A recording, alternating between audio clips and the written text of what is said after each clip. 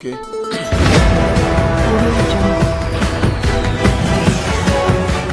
Na yenim se dia ye bia na yekoso bia ne de eden ya Ghana ene nyina ye se oman betima firi Adum akwa Adum ne nyina mu no se onyankopon kan wa oya hwea enyiye eti nyankopon no emfa oman Ghana emfa Adum nkwa Adum no oman no mutima mfo nyane mpanyimfo mu di oman yi so na bibia enkoyi emfa emaye ene 24th March 2025 kakakakra na match no so ayende na yabo me bia ko ejuma de showdown I Kumasi online TV Tick TV and Friends of Ken TV di eno fadanso atopa atenase na ene nuafo me no be share didi enkomo na nsa be di enkomo nie je di kan se opanyina fe no atofoxen ana odi say $1.7 million single source of skabia say akofa baby no papa yi edina say entesa e be hwe na yadidi ehun komo na finance minister you to force say assembly members no obia be receive bosumi akatua aye 1,300 Ghana cedis old currency 30 million every month bia and also e be di ehun komo teachers nursing trainees allowances no you say omombetua eye CAGD ebedi ehun komo ene awien na afia hwe na atumi aboa pa na we are not taking your shops after reclamation Adum assures victims of Adum fire enti na before so da ba say ye bibia sidani nya bibia wi anya da say eje obia stores of finish nsem ene so hwe na yedi enkomo ana fe yesi Dumsor ene course eye fire na esi wo ewo ketia na otwetwa mu no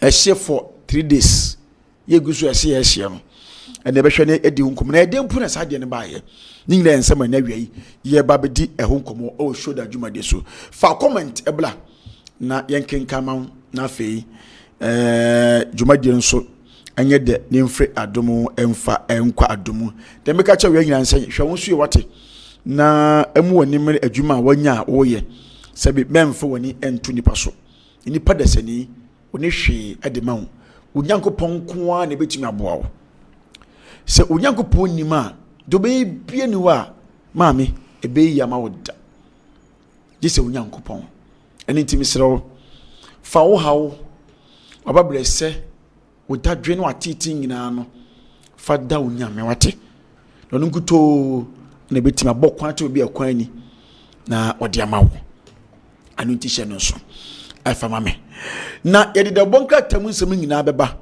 ebra topa edi mu nsem ebra wo no hwe ne yekoso nkrata ni mu na asem bia ba wo se ye kan wasem 2025 budgets uresika ye mampanyini Mahama ene finance minister yewra to force omo edeko two sectors bia ya Ghana for bu afu pa dedi kan ya de 4.3 billion Ghana cedis edeko gold board munchen yo 4.3 billion Ghana cedis ya de ko gold board when hwema showdown ya gada yensaka ya de 1.5 billion Ghana cedis edeko agriculture na akora bia nso be di 2 cedis per meal ensem we ensem a awiei ebedi nkomo pa bibia ekoso kama enidaso bank kakra okay na o hwe se 100 days se nyanso anaso akasa aka 2 days o yes but in the second contract near 120 days 20 days yes enti nyanu ba bia to hwe performance na sensitivity so far no o hwe with polls and say nkofo opinions ewo edwaso say offer global info analytics era Musa Dankwa eda no ayenim say ono do no ye poster Ghana ha okan ebe mu no asa benefits so oh I say 2024 elections benefits post predict ye see hu ba bi fire ye fa Musa Dankwa de na ye tunu say according to the polls and I say nkofo Ghana for moto abama ira mahama no nipa bebre na agya to mu say oman no enam right direction so a enya agrokra ira mahama de ye genitum say reset agenda na ye de ahye ne sa no betumi ayama okay me da say meba ho na fe ye di komo kakra bi di afa ye de si anano ya wada homache ebe pem di fiada so kegetia ya billions of cities energy pade sabi asɛ no na adidi ho nkɔmɔ yewura awudo akwaba ya mina na pom ti sɛ oh bako do ba dia se ma microphone no emna for me sɛ be ya botimi emna for I'm good very good na yes ya da se ya to ba kra wie ye yanhia so da roma ye si ya se mani su biri mo pa sɛ na mo communication director po ya ndo ka se mani su biri mo nya ebi kwa dia tete nkwan say to say oh yeah sir ya wokɔ ekona so di ntwa ya woni su bebriwa wo yesu le na technical knockout pa enti obia ni MPP mu a na ni su ambiri no and obia ni MPP no expect that kind of defeat ebi as a defeat baba kra na na expecting that big and that so much ti ye peo say ye bri enti enyem won wa say amonfo enam toto ayampia we are no aya sisimi we are ayemsi we are ayemsi ni na ya di bibiri ni bia say ye wini ankasa asem we nka won eti dia gasafo akeka ni nyina anya oh ni na ya di bibiri because ya sa na we nyina wo kan nyina na odi na ba obi achi na we campaign na wo saw platform so and all of a sudden one start to say MPP for the omo yam sam kra na ka see you know ni na ya ni subire ni bia and me as I in normal terms you know say obo akola na say okase wansu a na wa ha no okay ma ni nsu na ne ho han no enti no I know na do asafo aye no but me feel say ya won na ye ne sa because in this politics we are doing no individuals na ye and all of them are not perfect only politics nkwana Kronfo Udini Ubia are welcome. Okay. I saw the Udi Bonnie we you ready. Politics there Ubia Umbi. Eba when you be on your conquest or more ye now, you know. So when you come and feel that problem now, I say because some are okay. I say party no, but maybe an individual be the higher bonnie. But he combined with the party, forgetting say he's also part of the party. Okay. It's a party now every bonnie, that we want that's why your home bonnie. So if you a party ni share maybe na amphibia of there, then you blame the party. But if you are call election, when you call election, what did you papa time, which is unfortunate. And the party have rules and regulations. When the man report to say call election we were kasatia me wapa and our kasatia personally and then you have to say it because politics you know yan kasa could you be papa them and I could you be a personal life there we don't bring it to politics so what you say it is that papa go school now koka and we what you have to report the person so what you say it is one reporting the panel if you say wakasatia utina Sarfo ni na adwa na there yes you can say that because if you are what you at na Sarfo na ye omo ya enti na oman to aba that is correct but don't complain again because I chem for the say the school feeding you see audit audit awie okoye no your friend is saying present say on somehow that's what you that is the other way I limit no what say okoye audit no ko no na man pressure about president so the president am fa audit na ye dey anya ejuma but me I mean him say you were a minister who fire school feeding program girl and that is not your job because you know so you have to recommend for her to be fired but one case also was fired the president said that one fire was fired call the person back and you call the person back and that is where the program started you know so what can say now I can't say because okay now okay obi baka se bia sam na woka no ebia enye na kure na woka but me I just have me respect you know because 3 times MP no enye adiketwa okay so but woka sam na no because there ye ti ye no Yeah, team. Now we resign. We cry support say can resign. Because nipa na ye bone a. No I recommend so I bone na say sell afana. E be afire na wa afana no your friend back right think a president na afire no.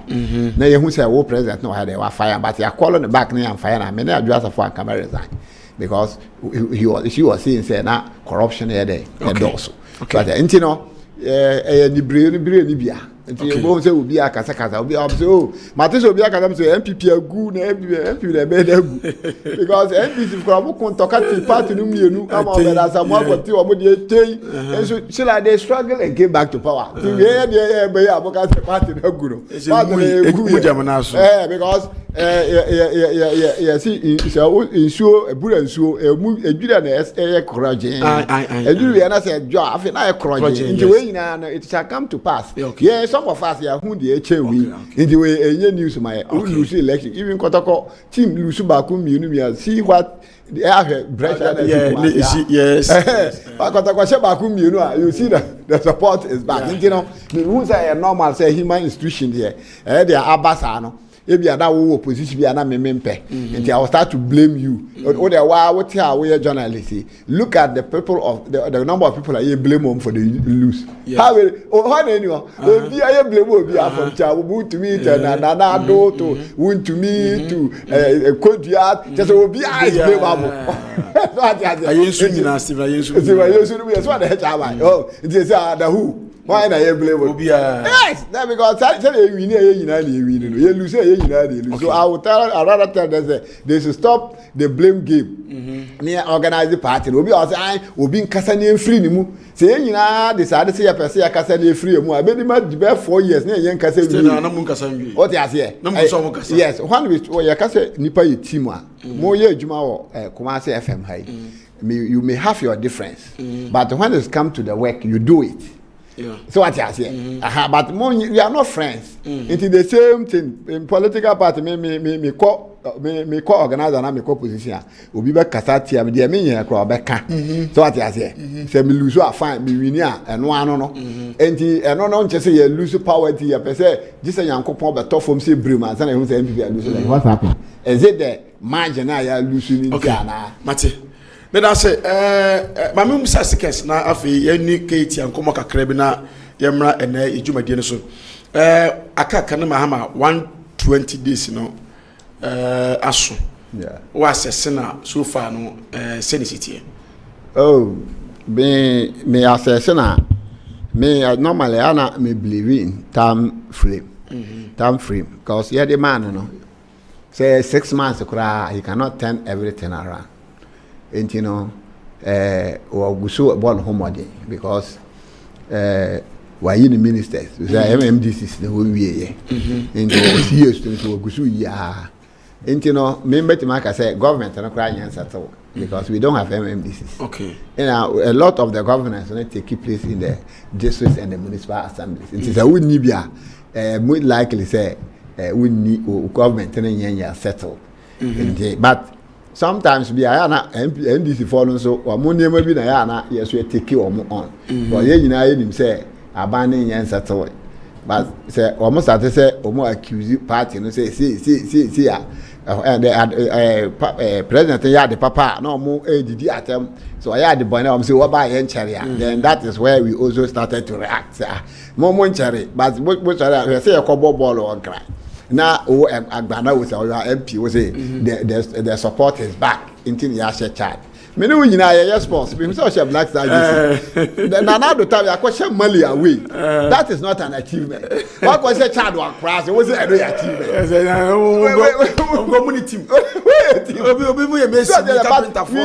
You did 3 points. Oh, there. Money is 3 points. Child is 3 points. And if you are winning the idea 3 points, 5. We are all in a Ghanaian. I just watch our idea. Black Star is not for NDC. It's not for MPP. Black Star is for Ghana. The color black. You said this. It is organized there with the back first now. We be kura Grace Ashi. Oh boy, you mean no 2006 World Cup now. Oh boy, you mean that time no. Yeah, people that they blacks are called World Cup. So do we do politics with it? So what I say, it is no. If we say you dividing me, you say blacks are the NDC for. So when you bring these things, that's a month also started so more active. Like I said, na pa I buy the buy cherry. But me I cannot sit down. I say I no blame na John the man mama say why you see money because he's a human being. Won't mean yet be 100%. Okay, yes. But I say I know you train 4 years. Senka 100 days here, papa, and can say 4 years. And 4 years, a long way to go. Okay. When you were saying me, say what I say, MP before 4 years, and come on, if the last 4 years in the car, and I will exactly because 4 years already. No, you try up here from 4 years. I cannot. Now they are managing. 18 over 100 days here. You can have 100% of the 100 days. Oh yes. COVID. We said it was COVID that brought those things. Now, see, there be ever COVID in 20. Whether we like it or not, moment I'm fan 20. But yes, you say even world or not, a world problem. Whether be a mitizong, I make a for the first time in the history of this country, 2020, the Anko Mecca. They are suspending Hajj because of COVID. But with Yatikana, because politicians, COVID, and yes, she am my imagine say, Accra and Kumasi locked down for 2 weeks. Meaning says I call tax system or tax a lose here. Teacher for Wufie, Kola Wufie, not you.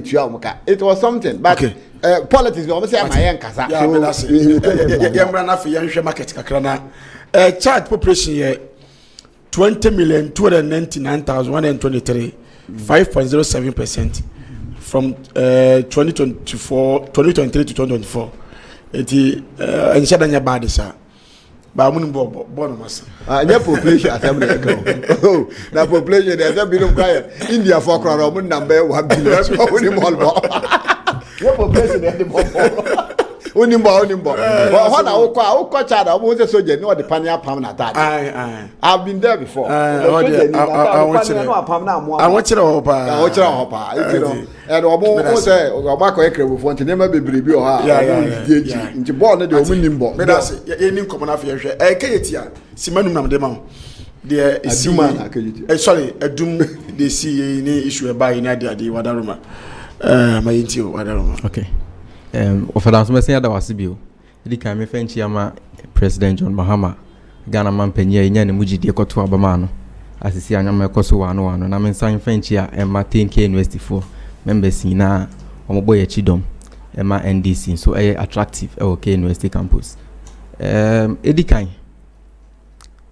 NDC aban Ashanti Regional Minister RCC ene Ghana fo nyina yesi Adumfo anase woni a atorenchem eto won no yesi won shedding na mesre se anka be ya enuma bisa no moma yentwen na yenhwehwe mu na anka yenhu report a be free mu aba ansa na ya hyase ajaje because already ni atese bi mu kreka se Dumsor ebi mu ede wo mo adwene anase based on their political reasons no they are acting myopically say NDC aban na aba so na ma eja ato market mu nti Dumsor na ama kan se market no ahye na se menkai wo mo ya wo se Dumsor na ma market hye dia ene Ewurakufo Ado penso market hye na se nti beka se Dumsor ofara so ati ase ha nti Ewurakufo Ado begina simpie so ka se na Adum sie oh no edin no change the fact say Adum light no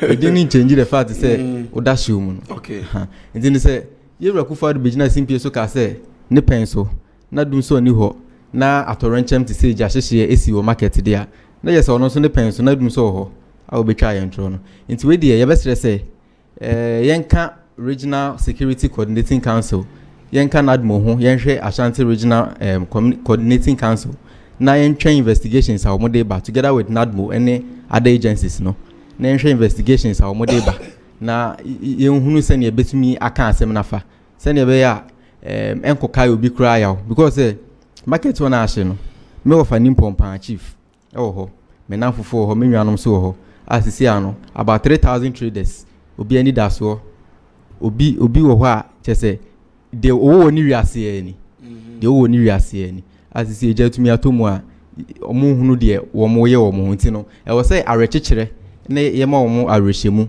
na de bia ejina mo achie support yo na nye say based on your political kind of motivations into no you beka say oh aban we na ye blame game na ma ban we look unpopular say yeah ne side a asanteman ne Ghana for be hunu say 38% na dem MPP for no je say omani anso omoyen so a next elections 2028 elections Ghana for better so amomo say yaba 2018 is omani anso come better so aba form ya better so about 30%. Because say must say your mind I me dey say papa Wood Mohammed e ka say say ma Ira Mahama 6 months krana ontumi fan 10 bibia enti no aka say nim MPP fo ni na nim say amemo no ne nkoyi o ma say no enti no say Ghana fo enya Ira Mahama mugidie ne second coming na say ato abama no be Ghana man pania e o say nyina yeta na chi na otumi e de ne hyehye pa egu akwan mu na etumi boa na membo Ashanti Regional Minister Dr. Frank Amakwehina Baso from Emra at Orenchem ni see or market or oni omugina ho or so fire service mu or so other agencies mu omoboa and then sisi ano yenya ntie say sisi a contributions ayenya every ankran ni nipa kakra bi o bibi kakra wo nsem no yetumi nya 600,000 cedis a ye hwe ni mu say emre ko no ye benya bibraka ho na etumi aboa traders a my affected and as a victims no nti we dey arehemu ne edema wo mo na yesan ma wo mo hyede okay that's what for dance but that's ye nua bema eye ajebrefo 18 Ken West vice president NDC Mr. Odiem la won ehwe de see wadaroma adumi niema sei ne ndie kokoso ne fire Pierre Christ mo kan ye ama regional minister so enti o simanu wadaroma yo medase na medical aka say me nua no start say myopically MPP for say Dumsor and me man ko but one hour me tie audio na no mu tie mu no be say Dumsor and am Dumsor sa and I don't know that person I know Okasan so MPP ni I don't know but me give say omo ton ade o no MPP for na NDC for and in the conclusion was say sika o ma je 600,000 Ghana cedis. I don't think say NDC for nko contribute to Saskana. Okay. Ghana for na contribute me give say MPP for be so I contribute to and say at Oreche business ah aya na ya hwe Dumsor de ma can on several occasions say dey na efe no Dumsor anu ni asem Dumsor ye abra ya ka se obi a o light no nso ye nti e be ma we 4 hours we are na ma we 4 hours and e fe Dumsor okay until that no dey light bia ko offer enye Dumsor but ye town no and this for the gu ya so ama na pokura ko ka say busi Dumsor mo fam tam tem na na no already enchirebu okura say na waka Ghana for waka Ghana for say but na nsi anso Abuja na pocket bi wa say Dumsor no MPP for nko na say Dumsor da enye Dumsor mente bibisa oh sir mente bibisa oh mente bibisa waka bi wa say MPP for nko na say Dumsor oh won say there won tie but as a student like you there begin say can follow your minister until now say me o can be about also want it until me fi say Dumsor there oh you can light or high bia bit of say from abo na dum e bit of say bibia aba na dum until no na ye feel say nye bibia na Dumsor but ye ta na this for so you say because also we Dumsor for 5 years until now we some say o we equalization say light bia dum o say Dumsor enti say see ano o mo na mo no say light no mo dum ye na e buy but me point am me person making say I have been an Nadmo director before okay and BBC sa na say yenya abotre because me say ade tie de mi tie nyina ye fire service PRO any regional minister who asem kwa na omoka which I think that should not be the case because they were talking about access but bi o me fa ko dum light na kura na no munya problem and I know your main problem then but yanka ho because of political expediency you know fire service say regional minister say fire service regional minister did here yes so that Ashanti region no na jatum you see how you become emotional and another thing say when you a young guy young experience wonu mu he will act so what I say but fire service ni so ono so na wo adwuma num ono so betima react because according me here no I say Chief March, and I'm catching a regional minister. Say, people were saying, so, regional minister and buy and cherry. I agree with that. But say, if on the 6th March, fire service for the catcher say, Sani Mani na issue ni a year dressing or munibia. And there's somebody can't catch out there, fine. And no just provide some for them. Because within 1 or 2 months, you cannot provide those things. But so who say, fire says for that, they can't do, or must say, how by the umbrella. And this I did this year, don't query them. Because I saw who said, oh, Mokrama catch and said they are handicapped. Or never winnie, they are also trying their best. But if they are in front of the people, now in Karana Muniwe, Adana Muniwe, Abra, who said, oh, Mono was Wakasa. And they almost all Makasa, there be said, Sani Mana can, and yeah, fault that. Ebia, you can say so, okay, if that's the case, that time MPP na power. Woman and so provide this man. One provide it. And you know, see, but say over Ebia, over Queremeno, mean tear regional minister, say or cat or as some can't tell, but when I listen to radio comments, I want for making no man who say the priorities in certain year because we have to look at Argentina to my access.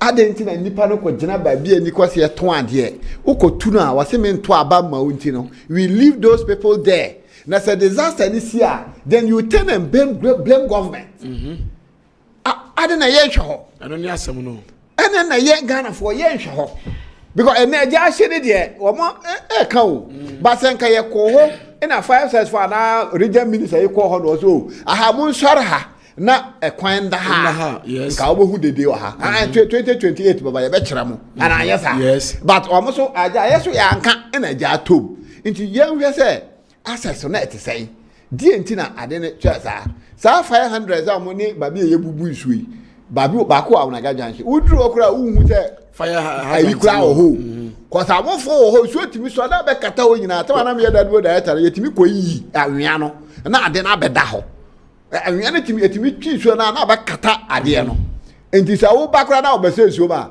di se wo yi wo yi be wie be awo bu so de bakwada aja do kra da ahye wi so there are things I say ye timabofo no ye di kan ye hu adwuma and ye na ye twen say disaster de ba ansa na yakwa ye de yakwa act nti nipa ne amahye nipa obi ho ne ma ne share ko nya kra ko wawu it means nipa nkwan na asem na ye kan no so me radio so a wamoni amahye you cannot they don't have anything anything they say no yaw and omode ka ba say obi ka say Dumsor na man ba ya Dumsor there na man ba ya dey Dumsor because light bet mark off na say yet me ocho me cry lot of ko mi hu bi da obakata kola bi na ti o press me who's a lot of required what I saw na Adum na that say and there's a lot of there no.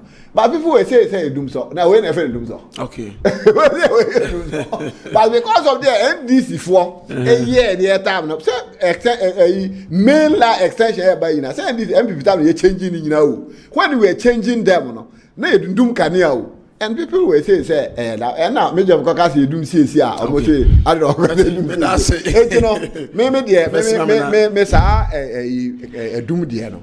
Amaye mane nkokwa.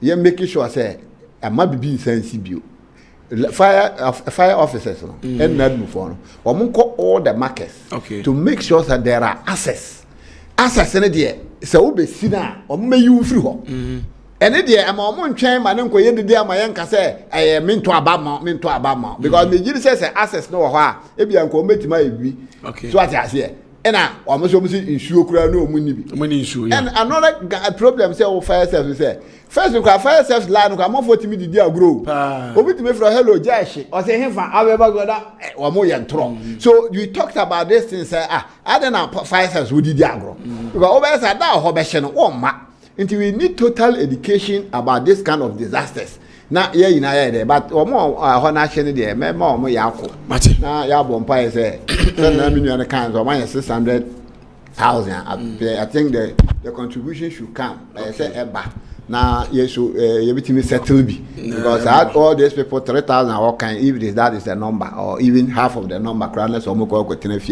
you can see say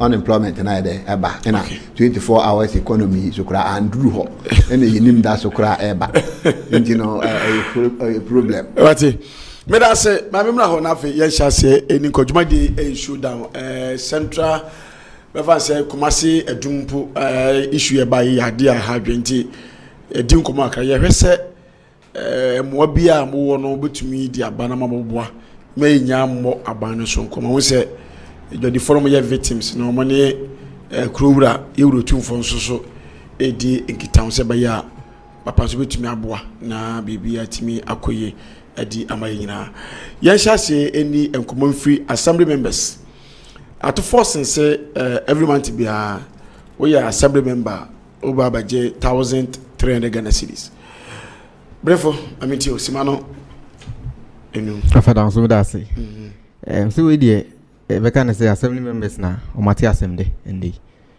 you say we the history of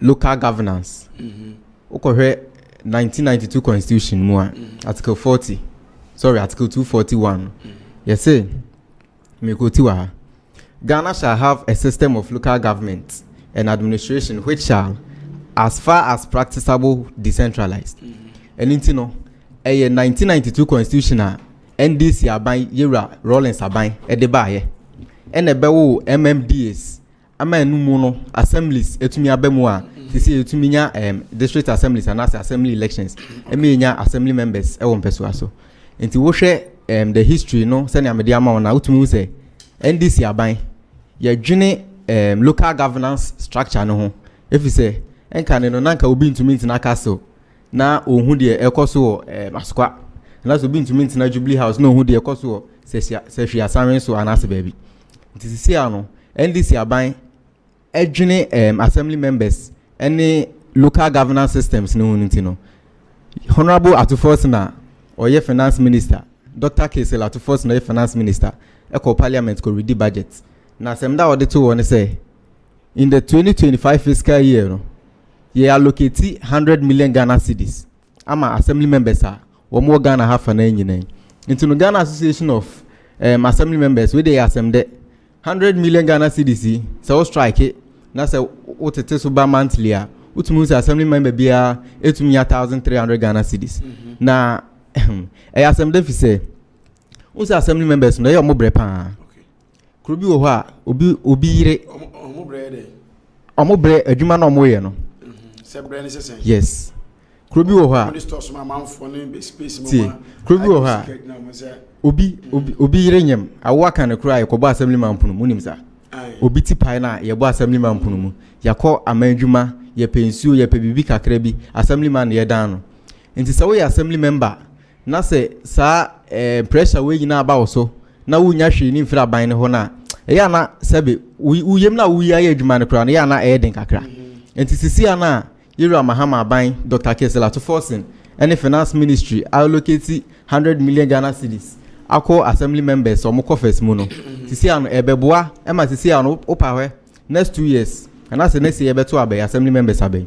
Bonse professors eko assemblyman election. Bonse lawyers eko assemblyman for election. Fise no who say motivation be if government in the whole share 1,300 Ghana cedis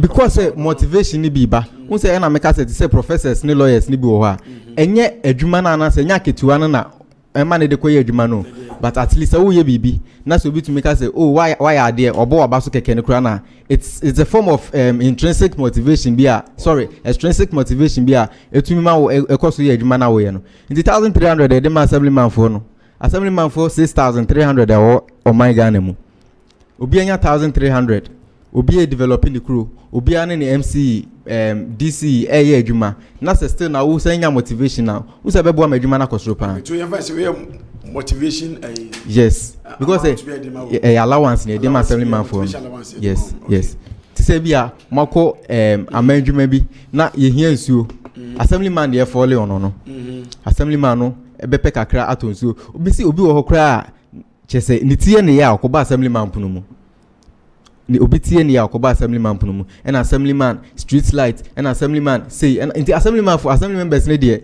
you say enti na meka say adwuma na omo ye no mo bre pa omo bre enti no say aban ne ma omo 100 million Ghana cedis na so be here to 1300 cedis every month we dey say omo say na omo fata say ye de ma omo. Okay, that's it. Me da say yenua bema ajebrefo oyetin K University vice president for NDC yenko na eni ewura Awudu Mohammed, former Ofodukom constituency organizer and regional communication team member of NPP in the Ashanti region. Opani yes, ka asema for finance minister dey abai say the mo every month. Almost fata. Yo almost fata. Say ye to abayi wa. Wono na ye represent the president or abano ewo community no. Okay. Enti no amonfo eta akon ho obi ye yi a obefre no obi ye wedding a obefre no na ade enti fata na even krom kra na assemble my phone ya enter home for so ko villages na omo chen omo chen parliamentarians kra even how unit committee chairman kra what's a minister be two of you cause all know why ogoropa or no yeah but maybe point I be making say was say abano promise opese uti omuka so I want because that it was not clear to me say it is a salary and a allowance. Okay, that is where I'm coming from because the assembly local government act allowance is determined by the assembly. Okay. So if it is allowance there, then it should be determined by the assembly. But a salary there, then I think it goes beyond assembly, Okay, assembly members to receive 1,300 every month. And that is where I hear your problems. Ghana, so I did be a baby at the Marana. Yes. So law ben kase yintu kanti sa wo hwa deputy local government minister so oba no oba explain say enye aketua na allowance. So if it is allowance I think it should be determined by the assembly because me makwa assembly when am okay me and allowance no enye pe because me allowance no any woko baby to say in career no allowance no it cannot enter me nyepe. Okay, that is why they can say assembly na determine because income na eba no determine allowance yeah the management to be even came no mo gibe 200 I wait my course I no ye IGF na say aban na na mo sa allowance no IGF na IGF no be it will be determined by sikana efa assembly no but IGF say IGF internal generated yes until internal generated no Kumasi generated more monthly allowance yes monthly it no IGF no allowance na de ma wo no from IGF no entumi nye the same as the government ni provide and that's what we want to know say allowance and a payment. Okay, that's what I'm coming from. I get you. And a payment to allowance. Yes. And the allowance, so yeah, say it should be determined by the assembly. So, me lawyer, but I think we have to make it clear. Say, as a government, say over 1,003, and assembly determine our government and so determine. But by and large, it is a very good idea, and I think say, Abema Salma for why they. Ahinha womo na abema for container besi ha for yi besi no say if they are going to be truthful so they no betima dey stop because it will be okra or ba assembly meeting kwa na ka prekura ni boto na I know so kwa assembly meeting so your assembly meetings and technical committee meetings committees be meetings na ese ukọ enti say sika ni boto na ne kwa dey so me metima ka say a very good idea. Okay. But as we goes on, a bit man who say allowance, it is going to be determined by the government or the local government or the district assembly. My main kind you are at forcing Edibai, was say government allocate 100 million Ghana cedis for assembly members monthly allowances. Yes. Also, the government has earmarked 100 million Ghana cedis pay monthly allowances to assembly members nationwide. This was announced by Finance Minister Dr. Kezi Atoforsin during the presentation of the 2025 budget statement in Parliament on Tuesday, March 11th. Dr. Forsin highlighted that the initiative aims to strengthen local governance and improve the effectiveness of assembly members in carrying out their responsibilities. Mr. Speaker, an amount of 100 million Ghana cedis has been allocated for the payment of monthly allowances to the assembly members, he stated. So I think it's government, you know, now. With regards to that, maybe allowance now it should be determined by the assembly. Assemblies, and only IGF, no. It's no say assembly no. It means maybe $1 million. Sorry, 1 million cedis a year. Near who say okay, yes, try to say yes, say allowance, and I say assembly members or more this assembly. More allowance say with regards to Sikani Yano. It's equal different assemblies who are IGF no be different. It's also need assembly no be different. But Saosha, this one I don't. About supersede every allowance in the assembly. Because this allocation it comes from the consolidated fund. Until it supersedes all committee levels in a major allowance. But the 1,300 a monthly allowance government, you know, a very release I think said I was here released from consolidated. I think that should be the norm. They be all release because the problem with I think the entire local government minister clear who say some of the assignment they are collecting money from consolidated fund. It is a 1 year consolidated fund and I double salary. That's why I want to find allowance. So I think government every because assembly man as not be anywhere every month what allowance 1,000. Will be anyhow because what I came across there soon no, I 400. So I think the government says he's giving you 1,000. I think it's every allowance apart from certain allowances. I think it's a very good idea. But what I would say is, I'm going to 1 month. If you do 2028.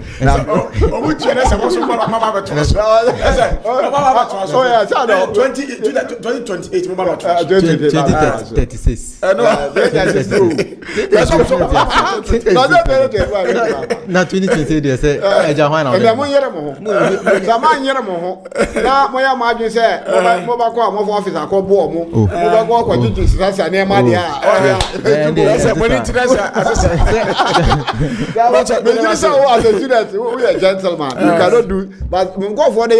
You cannot talk to them. That is no one. This is very bad. No, any party na ashe na chise wonye. But the party also be a that or MPP for yes will be MPP ni na aka. MPP ni na aka. I know that. So that even the girl came and complained to me. Say about this guy. And then NDC macho. O say NDC macho. Pressure group and your friends say like omoye NDC for omoye macho for omo dia to trust. Bibi sante sa o. And the brave for the young crowd. On a man abobom with the crowd. It is there.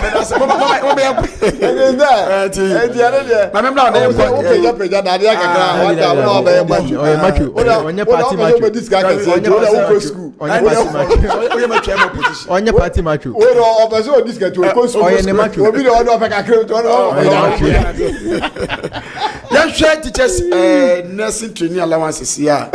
They become one say CAGD for na ebabetua. Yes, nya aban ebabetua bi yes sir. Aban.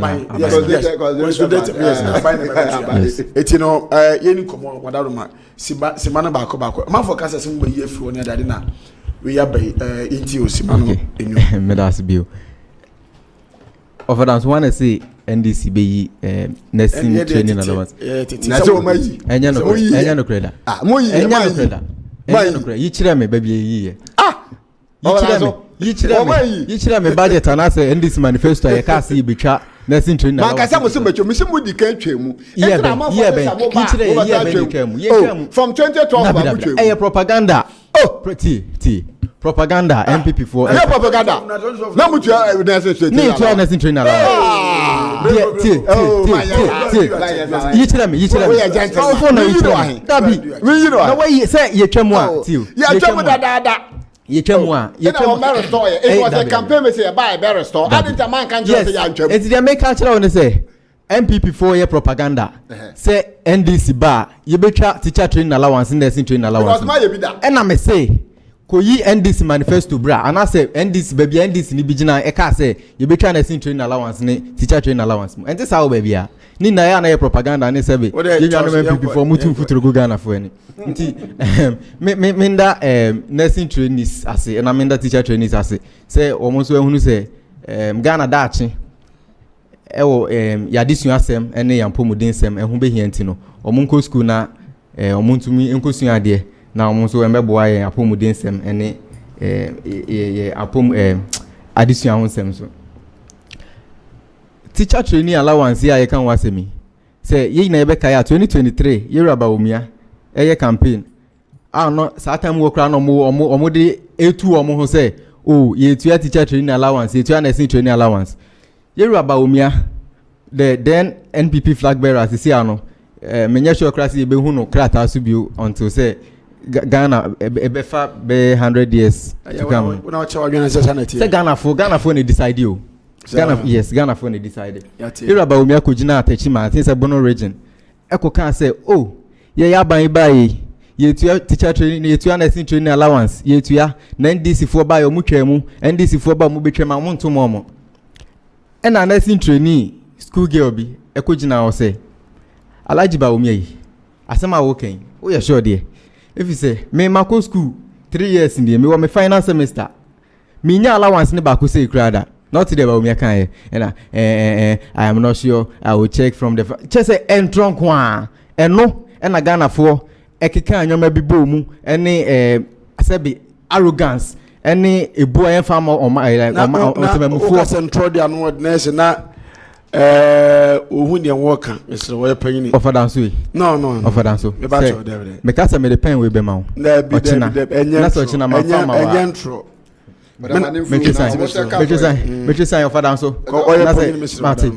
na me kasa me the pen we be ma wo china na so china oba na mesi menya fama wa metwa wontra na maka no enya na menya enya ntro ya wanka on ma enya na menya yate ode metwa ntro mate yeru Bawumia say onim ho hwe onim ho ma che say yentu a wo mo kakura na okọ be ka finance minister na je say eho no nokure bi amba mu teacher training allowance ya ye ka ho asemi de bia na ya na fa Ministry of Education eho nsem eba scandals we was menya media we menya 3 months we menya 2 months chese obi tumi die kem 4 months 8 months obi kura 1 year ni 2 years ni ntua neka enu nti no yewura Dr. Kesela to force na finance minister NDC government say nursing training allowance ya allocate funds 480 million Ghana cedis akoho na teacher training allowance ni so ya allocate funds 203 million Ghana cedis e di akoho na no controller and accountants general department e Ghana ene betu ya omoka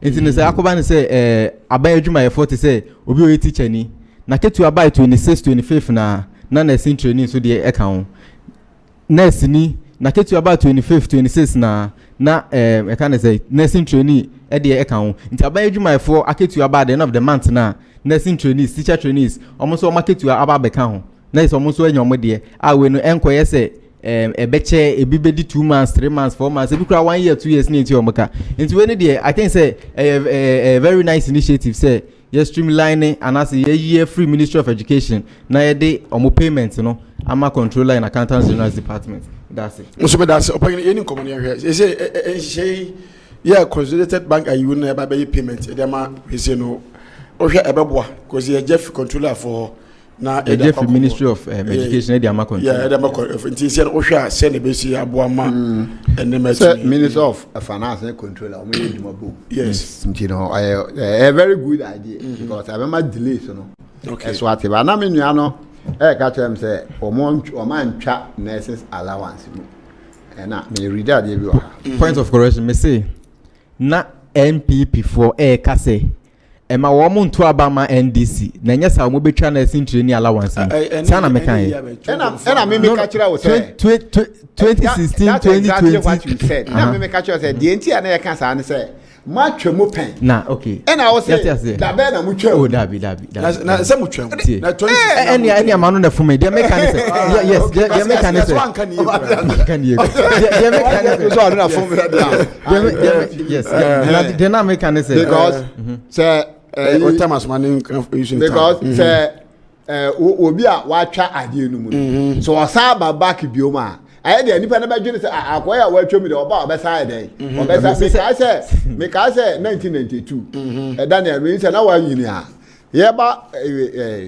for republic na NDC for ade a no me de boy akini say ye kokuro aye okay na 1969 na Buzia Sata na Progress Party na ye tradition eye kokuro enti no omo de boy aki say amofo nim so omo to aba ne maya ye be ye kokuro say na ye nka say be ye kokuro but because of say omo nim say 1969 ye kokuro bi omo say aba ye be ye kokuro enti Adwoa henkra make statement bi na it was na esre but na serious okay say Ghana for omo say ndis for say aba be ye kokuro Ghana ha niema miensa na asi Ghana ha serious.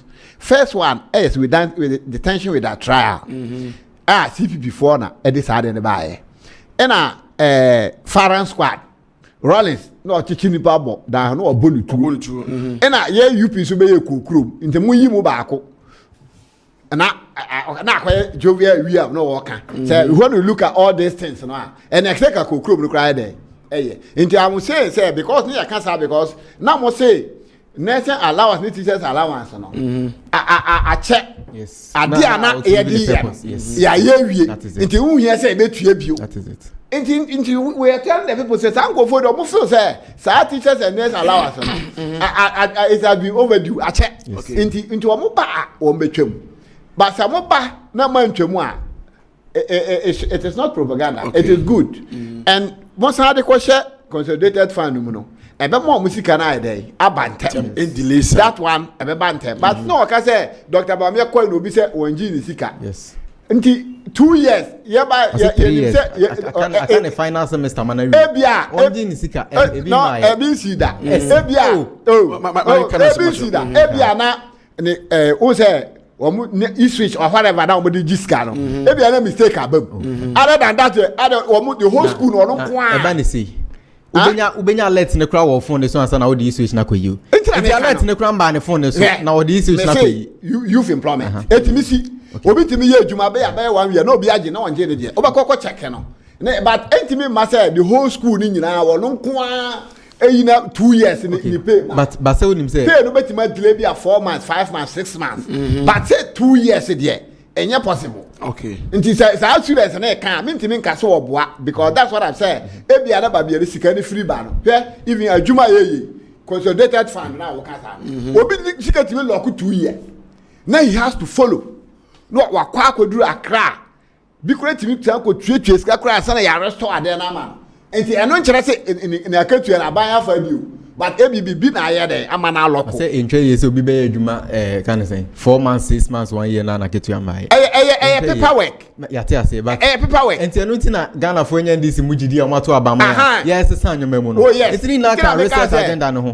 ye bo Ghana fo mo say no na say mo first time kra no bosuma ketu afo ka tibidi wa man dem ba enti na ka research agenda no enti some research agenda did I say it is wrong what say but ye ni mo said yes nim NDC wa kasa na what you nim NDC I can see say you are a very young gentleman they say oh baba NDC by child pa so what you say enti no o mo say o mo kan no that's what I tell you me person me dey kese from 6 months going then we start to say you be put this government on its tools no who say what about the omoya no unu say mra na nursing trainees and teacher trainees omusu efre yerekufado ni MPP aban say won fa market to ambele omo no that time won na yerekufado otumi charter private jet $17,000 an hour na oni made an era Kufado de sa kind of saying chartering of private jet in here. Tell certain one and I walk promising ya me say obesi cathedral bi amano. The osi area say assistant akrafo no. I feel yes, on nyame koye meeting we wiem. I school students Dabi. On nyame koye meeting we wiem. Yes. So the underlying issue is that the underlying issue is that is it costing the taxpayer? No. Who told you? No. Hi. Sika saying ena Jata company omuji free Ghana ho. Catch them. What's it say? Catch them. Say private jet ni Mahama fire. Or private jet no. How dem Ghana for free no. Sika saying ena costing. He will come and count for it. Who come and count for it? But me catch you. See, it is not costing the taxpayer. It is not true. Oh, come on. Okay, bring your facts. Also bring your facts you don't mama to feel say and on the bottom of the coin. Bring the facts. No obi and use our government. Dabi. Nema cover. Okay, say president Foko ten fie. And you holding responsible. Say I dey so ko ten fie. And you know say fie na ko tena no. Wa my security, obi aba security man. Obo force you to size car no. Say o president who ni kwa say ko fie na say who your president. You cannot be traveling with any plane. Nipa na private jet. It will cause this nation. Nipa na private jet ni any. I'm telling you say you just keep quiet. O dey nya abotre. Me too. When I walk I'm off abisa o we say parliament o bisa that question. O be bisa that question parliament say o memra me kire say play no wo timu no. Kan ka say no obo. Ni ehwe. Number 2, say ne bra na ngini sika and another conflict of interest. In what way? Yes, because what's your president idea can went in here. Conflict of interest because so it becomes conflict of interest. Yeah. One say after say or the other natural no. What command the contract be a one consult contract then or the amano. No, unjina has to see and say conflict of interest. Me too. President Kufuor no. Nipa na be man free. Obviously tabi o mo mpene won tua because conflict of interest. When is he won tua? And this is for. Okay. And they paid. Okay. Because almost say and then what ebi awon sad no ebi no ya GBB oh dem say no because enyam cha wo ye ade ma president nti wo ya GBB nti onu say ni na so de na mo pe nipa na ye ne dia no or say he's not taking anything from the tax on GBB and free me no wa so say sada Kufuor de no ye kai sada Kufuor de no say kai Kufuor de no say wan je she wa de cha no nti after that and the NDC was say no you cannot give a government a president like that are you not there I'm telling you the fact go and check man na Ira Mahama ko fight settlement no go and check time of for private jet no now a state jet no was it in a good state for him to Dabi it wasn't in a good state if he was in a good state I don't know current say ka a good state mo I don't know Kufuor current $70,000 Dabi see them make you tell the car say you be see na cathedral you am for my sika bebe we are say no my sika o my sika you see or say a non private jet sabi what the moon any free won tua hwe eno no obi no ba twa ma wo say sade ne nkoso da anya hwe no bi betumi asi e de bebo wo say ti ase we nye debate asem ye nyai ne we say ya free of parliament no the fourth parliament omo discuss we won dey besi yeah and na afo kan won say wo kan won say ke akoba so be debate na be wi ase na akoba say o mani tue sika de mana say bi wo etinya bote ko yati I am basing on the fact say nipa na wode me na mama wade me se me nje uska so that is my evidence that's the fact I'm basing you don't me so wajiska where's the fact you are just assuming where's your fact say the person has where's your fact I have evidence say nipa na verbal na a contract when see to me the annual contract to me the annual contract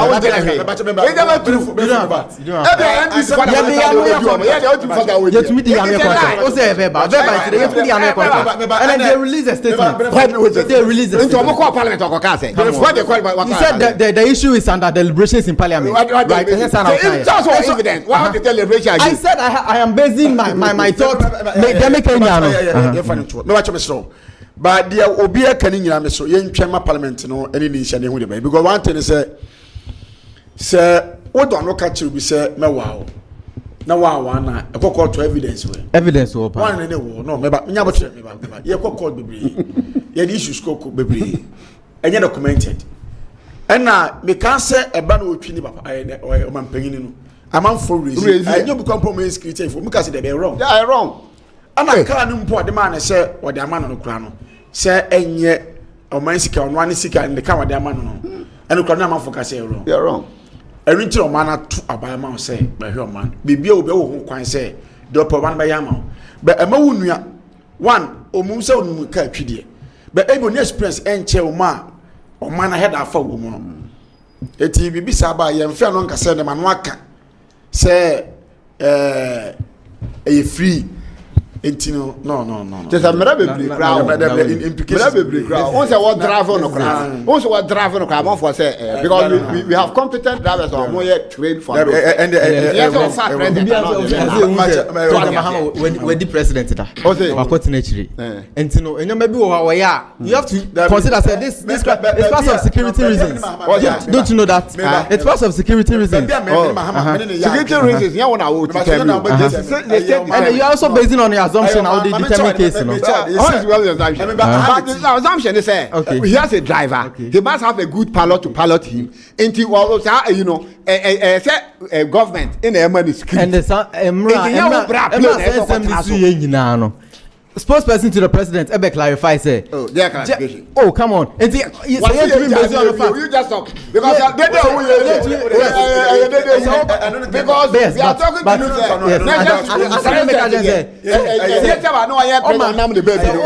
asset to the nation. I still based on fact. I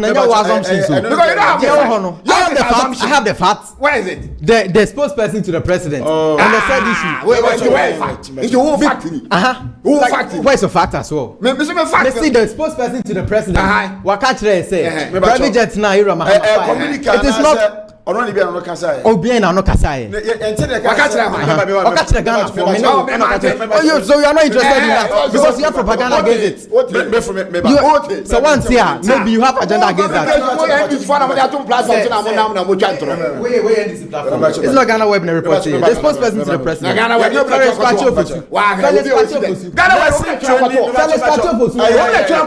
was the spokesperson to the president. He's now a government person. Sir, listen to me. I'm paying you Jina Tamale. I think Saturday no 22nd. And I'm making some comment. This is Kano. You see, the Accountant General for the me Etuaka, the Amaye Controller and Accountant General Department, and the Baby Tuya Amaye. See, the end delay. Yes. Send ye him that I was say, one penny can say, I no more bread. And some sakes canon. And Untina or no one who said, be Yamfama controller for no. Nearly quick and tampana no one saka. Yes, eating a pie. Yes, also call you know, a question, please. So, no, the time I was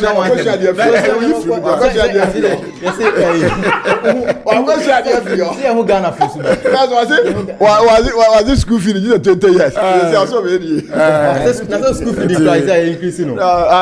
1.5, 150 pesos, no. You're increasing their code 2 CDs. They call 150. It also go to oh, yes. So, they actually say, and yes, and yes, you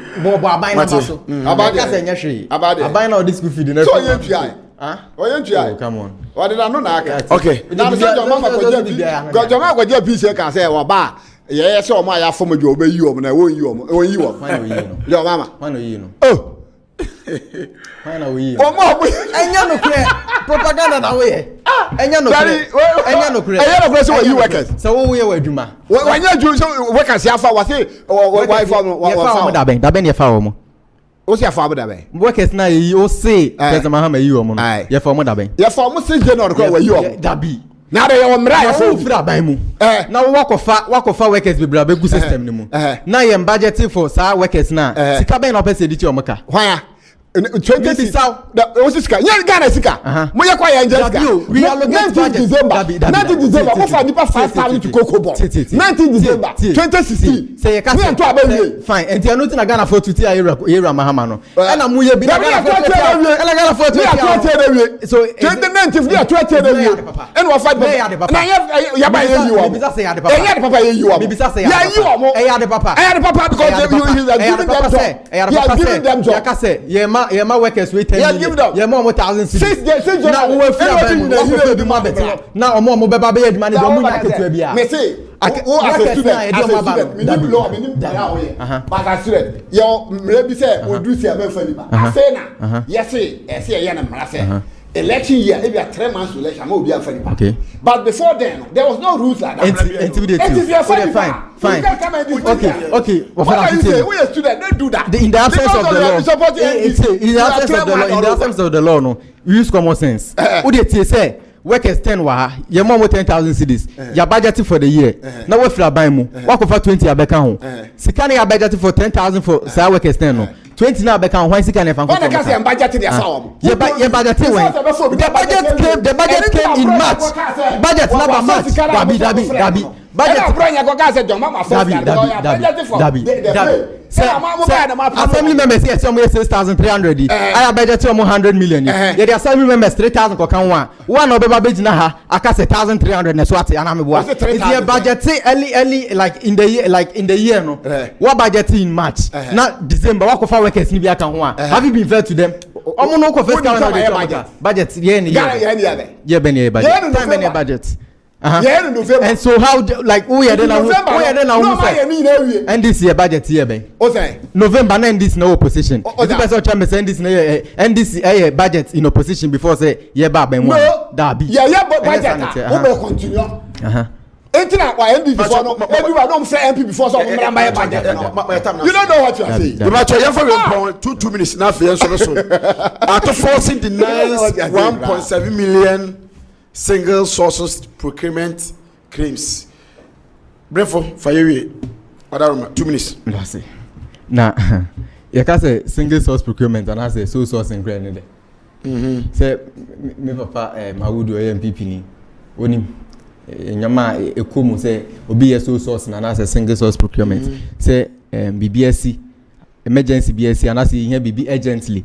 Na anya afi na ye de contract ne koto abonten ya bebobo ho ya frese wo plan afabra wo we afabra nsa na yakọ select obi nti ye no ye de ma onipa ba akopɛ ana se agency ba akopɛ ana se business ba akopɛ na no enye bone sa o single source procurement ana se sole sourcing enye illegal organa how se we read Public Procurement Act 2003 at 663 ya amended with Public Procurement Act 2019 at 914. It spells out to say any illegal across Public Procurement Authority ede contracts ebema company bi ewa abonten ana say obema agency bi contract say wonye emwa Ghana nemum no irrespective of fact say any no like any illegal no kra no there is no kind of say approval and I say Ministry of Finance and I say Public Procurement Authority and give it out and as among grantee single source procurement bia and I say mechanism so sourcing bia and my company bia and you know let us nana mabontin say yes say finance minister and I say finance ministry you know issue and as more approve contract be single source procurement be the my company be a friend Ostec Limited and you no correct so ready Dr. Kessler to forcing post on your Facebook or say my attention has been drawn to yet another baseless and misleading claim circulating about an alleged 1.7 million single source procurement contract approved by me. This claim is completely false and should be disregarded. Let me state clearly and categorically, I have not approved any procurement since I took office as minister. It was say Emra ye Ghana for and as Ira Mahama ebo ni din say onkoye finance minister no. Or approve contract bia na campus akoye single source procurement. First why yes. And then my farmer no see and then Public Procurement Authority so one chief executive Frank Mante also the abeto abonten so say it has come to also the attention say the public PPA is it has come to my attention of Public Procurement Authority of a letter circulating on social media purporting to grant single source approvals to the Ministry of Finance for the engagement of Ostec Limited in respect of the implementation of middleware and Oracle Business Intelligence Enterprise Edition with data warehouse. We wish to clarify that the authority has not granted any such approvals. We therefore entreat the general public to ignore the said letters in circulation. International nana nkontompo anase enfuturo na MPP for to go Ghana for any anase enwanu a wo mo de wo mo na hu say MPP for na kasa na me bawo me hu post no me hu letter na I say Ministry of Finance no one of the MPP boys on Facebook na ko post here and the extra crowd ho say omo let's say 8 items I mean serial 8 items are na say a work contract ni mu na we share 4 of the items are we share inception reports we share solution design we share financial acceptance certificate operational acceptance certificate ni nyina amounted to 122,231.23 each into we no kra wo mu no anything me da say no kra wo mu no anything into no say be best say yewura mahama ya to abama no say o mehwe Ghana so no reset o man yi na enim baby MPP for the o man koduru ye yegu so reset o man Ghana for ebo na baso ye na ye tanechi wo dwuma pa wo di mo my Ghana enti no say on support ya ye nim say wo ka 38% no na nkakra nso 38% no ebi mu free mu ebe kan dis ho ye won buy 2028 dey na edu 30%. Yes opa fe wi why na ye so do me da se me nua no tu nukra e fa abo ase me nua ke to na start ya me offer se kra o say single source no enye entiamra enti so bi koye single source ya it is under the procurement law and entiamra enti we have your kwan ye no enti se wan ya no kwan na atiamra enti wo bohu se na say MPP for NDC for buy o say electricity for procurement o ma violate sa law no o mo gusu kra de e ka ho ase enti enye necessary say single sources no entiamra. So why you need here at because he begin by saying say emergency bar. Now you have the right urgent, to. Yes. It is an emergency Maya. You don't do it. That is why in the Ministry of Finance because so I think you have to went straight and say minister now deny. So it is not true. Yes. Rather than say Uber bit around the bush after now I conflict on that's how because the minister now was one yet because entiamra the young bomb pie say one yet okay now me we no na me no can be say Ghana for to Obama omo say omo ba reset country no and I say economy now say in fact when I met people like this omo then I am happy. Okay. Because 2016 the GDP growth was 3.4 or let's say 3.6. Yeah. Now some finance minister say it has grown from 5 it has grew 5.7. So if 3.4 was not year bad, that's a 5.7 year bad there. I think say we are left to say and some finance minister say they took the economy grew by 5.7. He said it. And only one economic indicator. I want to mean based on that. No, that be said me economic. I'm just me try. So obviously you call but both answer the mubobi. Yeah, but no say can no count. That is why I'm saying you can't based on only one economists. Yes. Yes, your minister let's say economy. Debt to GDP was 61%. Yes, when you were living it was 70. Into one higher papa. Okay. So we found time and debate in economy. Indicated but be a more change inflation and 90 days treasury bills. It was 30 indicated. More change exchange rate. One exchange rate. Exchange rate. Oh, look, have you done economists? Ghana for say to about my NDC. Say yeah, grow economy to 5.7. Omo buy out, omo say omo grow to 4.5. They are taking us back again. Enti still ano omo goodwill. So let us give enjoy omo. And that's what I say. By 6 months time no, you come and sit here and give I say 38%. 38% is good. Because almost it is bad. It is bad. So what I say, and you know, so also you 38%. Because I say was 0. So 38%. That means you have a lot of people. 38% of about 60 million. A young number kitwa more than 4 million people. And almost to Abamaye. But we are not talking about that. This is a Ghana for say, Mona Momra research and I'm here 24 or economy. But almost you know, or more manifesto. 24 economy. Yeah, that's it. Yabada Opanyine Awudu Mohammed as a former Oforikrom constituency organizer and regional communication team member of NPP in the Ashanti region. Ajay Brinfo Ken Westy, vice president, NDC in the Ashanti region. That's a good point. We didn't offer so we better Atopan Sinafiada, Maran's was Atopan, and the neighbors was. Enkaibo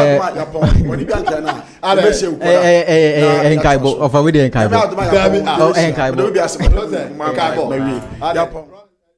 The Median Theatre Medanasi. I got to say more beautiful.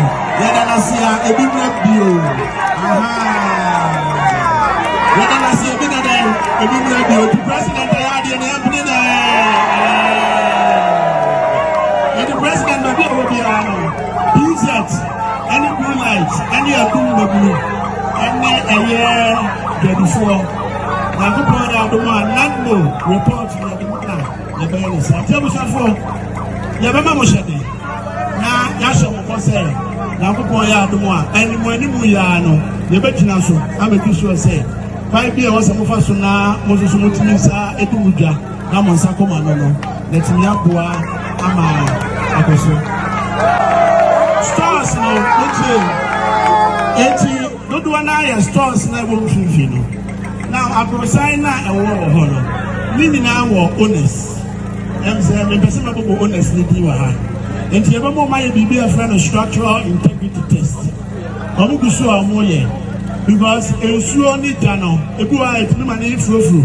And the gas of my pentiment trial, and we are not a swap of group. Obia need to ever pass structural integrity testing. The man of fire now starting renovation. Now, what you have to have a stores. Here, Medina, and war, yes, she a pano. I have been face too. And I see a market engineers, so I call one also a structural integrity test. When you want to say a better idea, and Bessie Becca, I say, a Brian and Bibia or Clatas on Yako Bugu, or Chango Chango, on the you to be by end of the Boo, a year, the Padia Buaya, a year. Never said M1 Clatas on engineers, M1 was up by the show. Said a bear dance every day, ever bound, because I will be painting our was the one, or in the background, where you didn't have to change. And I dance here, drinking our cruise or cruise or another day. In the best woman in the side, and from my said a bear. Say, I was here for Messiah, not here whatsoever. Now you can mean that justification. It's your dear son. I think the best one I say, yes, no more. One come a common day, and 2 million. Obia, you are, or better, so this is small. Now, yes, anything for her, and then a book, and there's no more. The free never chrono. Mama, and I ain't you say, be a hamobia, Mama, Mompany for no more, my young one.